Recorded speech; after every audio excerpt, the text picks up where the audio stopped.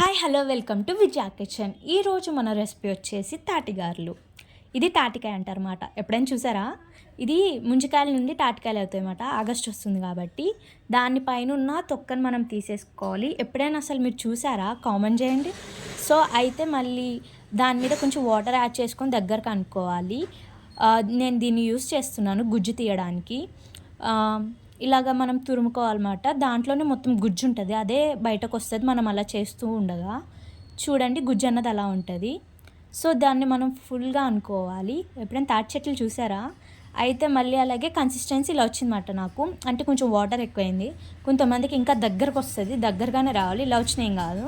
First ఇందులోకి ఉప్మా రవ్వని add చేసుకుందాం. నెక్స్ట్ ఇంకా షుగర్ని యాడ్ చేసుకుందాం. బెల్లం వేయకూడదు, బెల్లం అస్సలు వేయకూడదు, టేస్ట్ ఉండదన్నమాట. ఇందులోకి షుగర్ యాడ్ చేయాలి.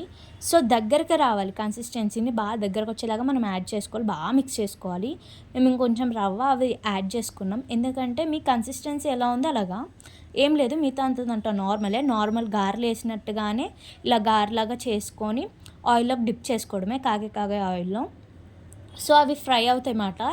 అంటే నార్మల్ గారెలు ఏంటంటే లోపల ఉడికాయో లేవో అని మనకు టెన్షన్ ఉంటుంది, కానీ ఇందులో అదేమి ఉండదు అన్నమాట. పైన రెడ్గా బ్రౌన్గా వచ్చేసాయంటే చాలు అన్నమాట, లోపల కూడా ఉడికిపోయి ఉంటుంది. ఇంతకీ మీరు ఎప్పుడైనా ట్రై చేశారా లేదా నాకు కామెంట్ చేసి చెప్పండి, మీ ఇంట్లో ఎప్పుడైనా. సో ఇలా బ్రౌనిష్ కలర్ వచ్చేయాలి. సో ఇవి చాలా క్రిస్పీగా టేస్టీగా స్వీట్గా ఉంటాయి అన్నమాట తినేటప్పుడు. నెక్స్ట్ రెసిపీ వచ్చేసి ఇడ్లీ మాట, తాటి ఇడ్లీ. ఇది ఎప్పుడు ట్రై చేయలేదు, ఇది కూడా మేము కూడా ఫస్ట్ టైం, మీరు కూడా ట్రై చేయండి. ఇడ్లీ తీసుకొని దాని మీద ఆయిల్ అప్లై చేసి దీన్ని పెట్టేసుకోవడమే. ఇంతగా చేసాం కదా, సేమ్ అదే కన్సిస్టెన్సీతో దీంట్లో పెట్టేసి ఇంకా మనం ఒక ఇడ్లీలో వాటర్ ఎంత పోస్తాం అంత పెట్టేస్తే మన ఇడ్లీ రెడీ. దీన్నే తాటి ఇడ్లీ అంటారు. చాలా టేస్టీగా ఉంటుంది. అదేమో క్రిస్పీగా ఉంటుంది, ఇదేమో సాఫ్ట్గా ఉంటుంది.